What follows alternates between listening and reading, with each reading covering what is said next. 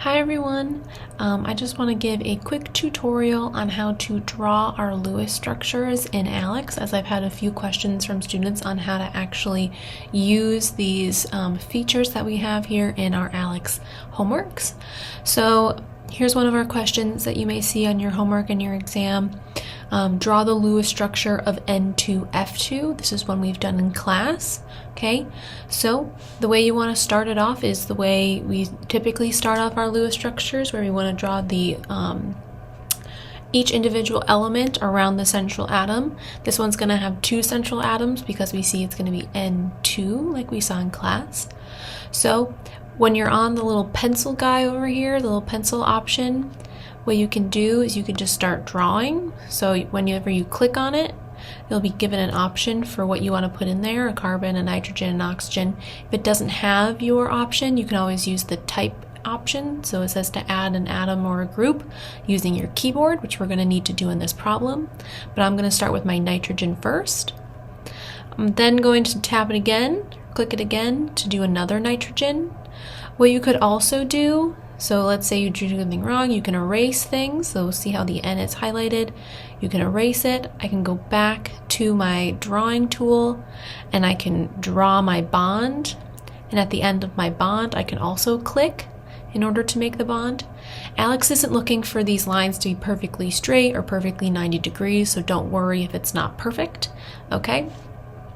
So you can do that one of two ways. Now let's say we wanted to add our fluorines on there.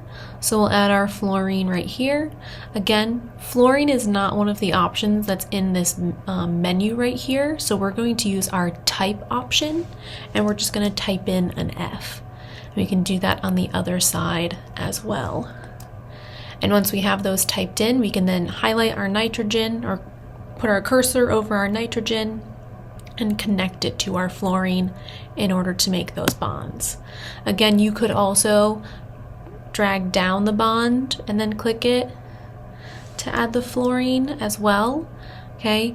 And if you, in this problem, see I have too many fluorines, if you need to delete something, just go to the erase and click on what you want to erase. So that bond and that fluorine we would want to erase.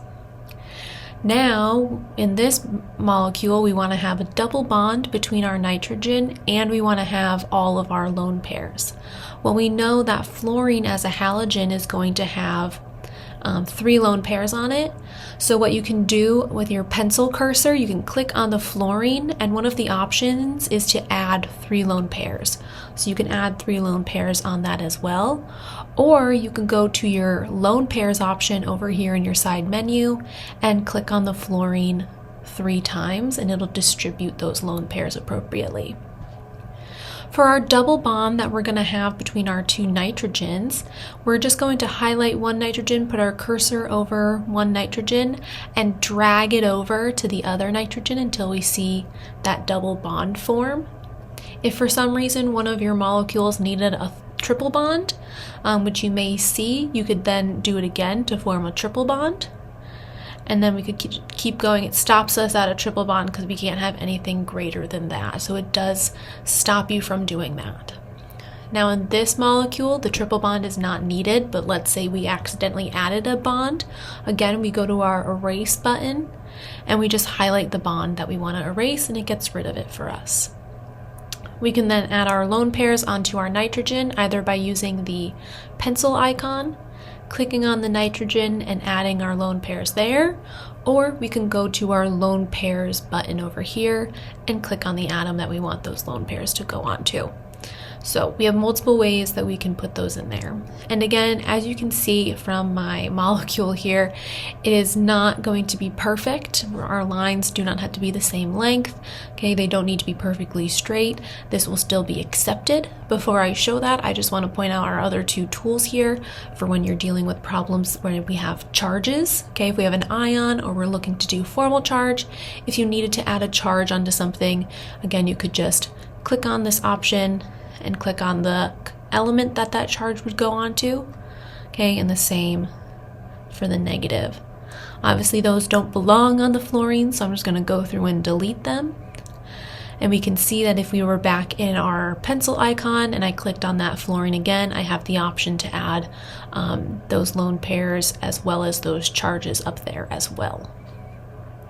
Okay, so let's say that this is our final structure. We're just going to hit check and it'll accept our structure. Okay, so that's how we can use our Lewis structure drawing tools and our options on the side in order to draw our Lewis structures for our homeworks.